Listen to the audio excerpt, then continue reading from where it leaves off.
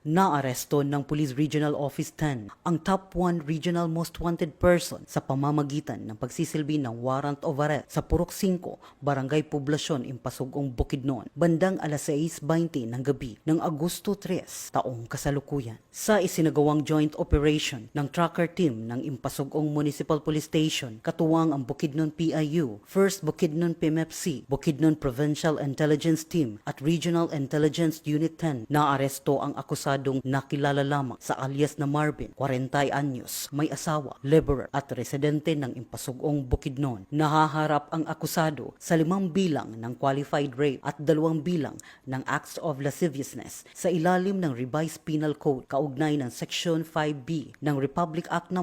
7610 na inamyendahan ng Republic Act No. 11648. Ang lahat ng warrant of arrest ay may walang inirekomendang piyansa. Kasalukuyang nasa kustodiya ng Impasugong Municipal Police Station ang akusado para sa tamang disposisyon at paghaharap sa mga kasong isasampa laban sa kanya.